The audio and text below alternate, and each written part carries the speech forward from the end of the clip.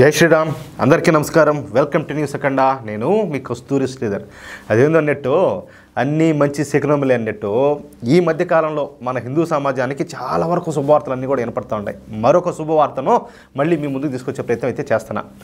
వారణాసి సాక్షాత్తు మన దేశ ప్రధాని అయినటువంటి నరేంద్ర మోడీ గారు సారథ్యం వహిస్తున్నటువంటి నియోజకవర్గమే ఈ వారణాసి నియోజకవర్గం. ఈ వారణాసిని మనం కాశీ అని కూడా పిలుచుకుంటూ ఉంటాం. ఇక హిందువులకు అత్యంత పవిత్రమైనటువంటి పుణ్యక్షేత్రాలలో ఈ వారణాసి మొదటి స్థానంలో ఉంటుంది. అసలు వారణాసి నగరంలో ఉన్నన్ని దేవాలయాలు దేశంలోని మరే ఇతర నగరంలో కూడా లేవు అంటే ఇంకా అతిశయోక్తే లే. ఇక వారణాసి పుణ్యక్షేత్రాన్ని విధ్వంసం చేసేందుకు దురాక్రమణదారులైనటువంటి ఈ మొఘలు జాంబిగాళ్ళు, ఈ మొఘల్ జాంబిగాళ్ళు ఎంత ప్రయత్నం చేసినప్పటికీ కూడా మన వారణాసిను ఏం చేయలేకపోయినారు. సరే, ఇక మొఘలుల పరిపాలన కాలంలో అనేక మంది ముస్లింలు అయితే వచ్చి ఈ వారణాసిలో స్థిరపడిపోయినారు.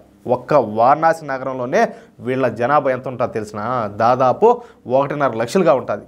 వారణాసిలోని కొన్ని ప్రాంతాల్లో పూర్తిగా ఈ ముస్లింలదే డామినేషన్. చూడియా, మామూలుగా మన హిందువులు వచ్చేసి జీవితకాలంలో అంటే సత్యలోపు ఒక్కసారైనా కూడా పోయి పరమ పవిత్రమైనటువంటి ఈ వారణాసి అదే కాశీని సందర్శించాలా, కాశీ విశ్వనాథుడిని సందర్శించాలని చెప్తూ ఉంటారు పెద్దవాళ్ళు. అలాంటి కాశీ నగరంలోనే 1.5 లక్షల మంది వాళ్ళు ఉన్నారంటే దాన్ని బట్టి మీరు అర్థం చేసుకోండి. సరే, వారణాసిలోని కొన్ని ప్రాంతాల్లో పూర్తిగా వాళ్ళదే డామినేషన్ అని చెప్పినా కదా, ఆ ప్రాంతాలలో వాళ్ళు ఏం చెప్తే అది జరిగి తీరాల్సిందే.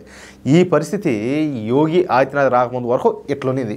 యోగి ఆదిత్యనాథ్ గారు వచ్చిన తర్వాత ఏం జరుగుతుందో మీకు అందరికీ కూడా తెలుసు. ఎవరు ఎక్కడ ఎప్పుడు తోక జాడిచ్చినా కూడా యోగి పోలీసులు అయితే ఏం లే, ఆ తోకను యాడిగైతే మొదటిలోకి కదిలిస్తూ ఉంటారో ఆ మొదటిలోకి వేస్తారు ఏటు. అయితే మొన్న సంబాల్ పట్టణంలో పోలీసుల సెర్చ్ ఆపరేషన్లు జరిగిన సందర్భంగా మన శివాలయం బయటపడింది, తెలుసు కదా మీకు అందరికీ. ఇక ఈ సంబాల్లో ఈ శివాలయంతో పాటు మరొక ఆలయము, అదేవిధంగా బావి, కొలను కూడా బయటపడినాయి. ఓకేనా? దీంతో యోగి ఆదిత్యనాథ్ గారికి ఈ విషయం అయితే అర్థమైపోయింది. ఏం లే, మినిట్ టు మినిట్ అప్డేట్ వెళ్ళిపోతూ ఉంటాయి ఆయనకు. అదేందయ్యా అంటే హిందువుల స్థానాలను ఒక వర్గం వాళ్ళు ల్యాండ్ జిహాద్కి పాల్పడి అక్రమంగా ఈ హిందువుల స్థలాలను అదేవిధంగా కట్టడాలను ఆక్రమించుకున్నారన్న విషయం అయితే యోగి ఆదిత్యనాథ్ గారికి అర్థమైపోయింది. అంతే, ఇక ఎక్కడెక్కడైతే హిందువుల స్థలాలను బలవంతంగా ఆక్రమించుకొని నివసిస్తూ ఉన్నారో ఆ ప్రాంతాలన్నింటిలో కూడా సెర్చ్ ఆపరేషన్లు నిర్వహించాలని చెప్పేసి యోగి ఆదిత్యనాథ్ గారు అల్టిమేటం జారీ చేశారు. అంతే, మొదటి రోజే ఈ వారణాసిలో మరొక శివాలయం అయితే బయటపడింది.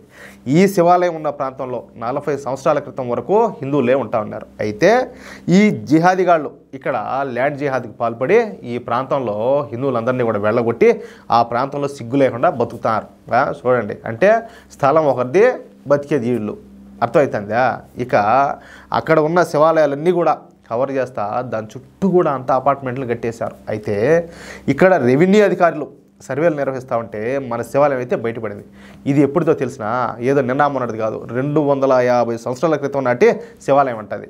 ఇక యోగి ఆదిత్యనాథ్ గారు వెంటనే పెద్ద సంఖ్యలో ఈ పోలీసులను పంపించి ఆ శివాలయానికి భద్రతను అయితే ఏర్పాటు చేశారు. ఇక మన శివాలయాన్ని మంత్రోచ్చారణల మధ్యన తిరిగి అయితే పునఃప్రారంభించినారు. అంతేకాకుండా అక్కడ 40 సంవత్సరాల క్రితం అసలు ఎవరుంటా ఉన్నారు, అక్కడ ఏమి జరిగింది, ఇప్పుడు ఎవరుంటున్నారు అన్న విషయాలన్నింటి మీద ఈ పోలీస్ దర్యాప్తుకి అయితే ఆదేశాలు అయితే జారీ చేశారు.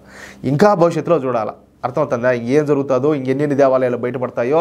మొత్తానికైతే అబ్బా మామూలు బీజేపీ అయితే ఇప్పుడు నరేంద్ర మోడీ గారు కావచ్చు, యోగి ఆదిత్యనాథ్ గారు కావచ్చు, బీజేపీ పాలిత రాష్ట్రాల్లో వాళ్ళు చూపిస్తూ ఉండే దూకుడు అబ్బా నవ్వుతో నా భవిష్యత్తు అని చెప్పుకోవాలి. ఆ మాదిరిగా ఎరగదీసి పారమొస్తున్నారు, మామూలు కూడా కాదు. వీళ్ళైతే ఈ రోహింగ్యాగాళ్ళని అయితే చెప్పాలా, ఎవరు ఈ రోహింగ్యాలు కావచ్చు, ఈ బంగ్లాదేశ్ మియా ముస్లింల కోసం అయితే జల్లిడు పడతారంటే మామూలుగా బీభత్సం. ఈ క్రమంలో ఏంటంటే ఇటాటివన్నీ ఇల్లు ఎత్తికేటప్పుడు ఇటాటివన్నీ గుళ్ళు, దేవాలయాలు, బావులు వీళ్ళు కప్పేసినట్టు, వీళ్ళు ఆక్రమించేసినట్టు ఇవన్నీ కూడా బయటపడుతున్నాయి. అందుకే చెప్పింది ఏలా హిందూ సమాజానికి అన్ని మంచి రోజులు వచ్చేది. కానీ ఏంటంటే ఇప్పుడు ప్రభుత్వం ఏం చేస్తుందో, మోడీ ప్రభుత్వం వాళ్ళు ఎటువంటి చర్యలు అయితే తీసుకుంటున్నారో ప్రతి దానికి కూడా మనం అందరం కూడా సపోర్ట్ చేయాలా, అండగా నిలబడాలా. అది ఓకేనా? ఎట్లుంది న్యూస్? సూపర్గా ఉంది కదా? అట్లా ఉంటుంది. నేను చెప్పింది మీకు కరెక్టే అనిపిస్తే ఈ న్యూస్ను 10 మందికి షేర్ చేయండి. అదేవిధంగా తప్పనిసరిగా మిత్రులారా మీ యొక్క అమూల్యమైన అభిప్రాయంలో ఖచ్చితంగా కామెంట్ రూపంలో తెలియజేయండి. ఓకేనా? సబ్స్క్రైబ్ చేసుకోవడం మాత్రం మర్చిపోద్దు ప్లీజ్. జై శ్రీరామ్.